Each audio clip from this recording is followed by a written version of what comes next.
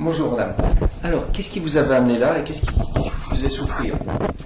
Alors, ce qui m'a amené là et qui me faisait souffrir, c'est une phobie du déplacement.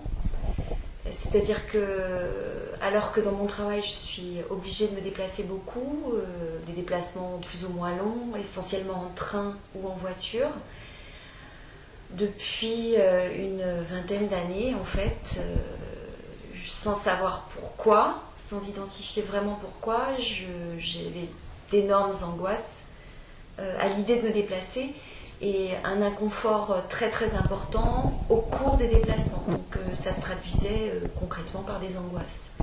Vous arriviez quand même à vous déplacer? Oui, je ne me suis jamais laissée faire parce que il faut bien travailler, il faut bien faire face à ces entretiens, ces réunions, ce travail de clientèle. Donc je ne me suis jamais laissée faire, mais j'ai été dans l'inconfort énorme pendant plusieurs années, pendant 20 ans. C'est un inconfort que pendant les déplacements ou même avant le déplacement? Non, Oui. En fait c'est terrible, c'était avant le déplacement, il y avait de l'inquiétude, l'anxiété, une préparation mentale aussi à vivre les angoisses au moment du déplacement.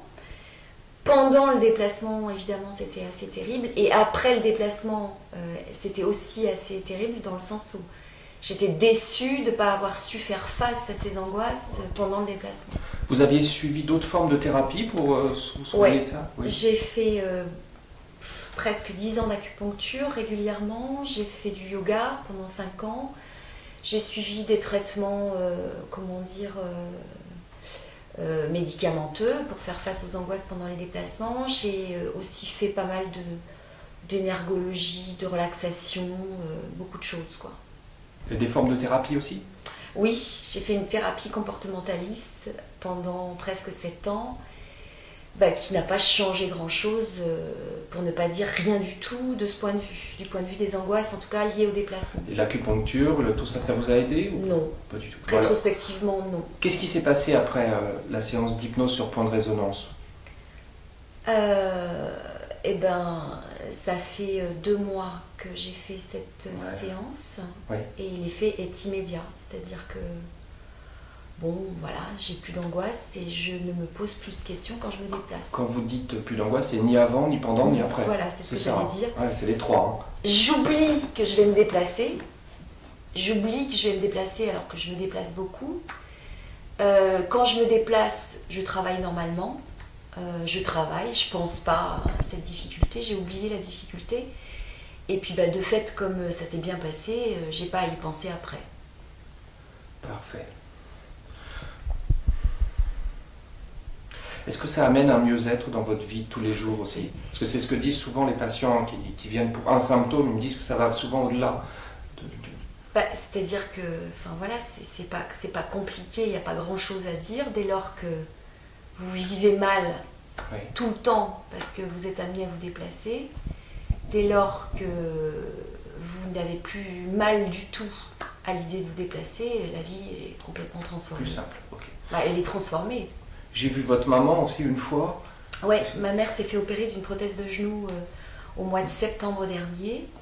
Elle a 70 ans. Et suite à l'opération qui s'est plutôt bien passée, elle avait d'énormes douleurs qui l'empêchaient de dormir la nuit, qui la faisaient se réveiller, prendre de la glace, marcher un peu pour se détendre, et puis des crampes très importantes qui étaient extrêmement douloureuses au point qu'elle n'était pas loin de pleurer. Et puis, alors qu'elle est plutôt dure avec le mal, et des douleurs permanentes. Et 3 types de douleurs finalement qui se sont estompées.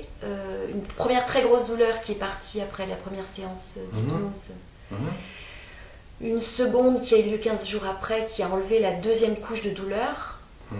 C'est elle qui le décrit intuitivement. Et là, elle a encore un tout petit peu mal, mais elle n'a pas décidé de revenir, mais...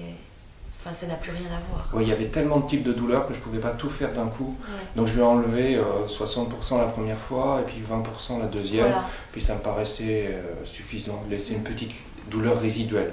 J'ai aussi vu votre amie qui avait une douleur à l'épaule chronique, c'est ça? Oui, c'est ça. Une douleur depuis 1 an, 1 an et demi même. Ça fait 1 an et demi? Non, ça fait 1 an. 1 an qu'il a été soigné. Et voilà, il n'a plus du tout mal. Il n'a plus rien. Et avant, il avait mal depuis longtemps? Depuis plusieurs années. Plusieurs années. Ouais. Il avait fait des traitements multiples?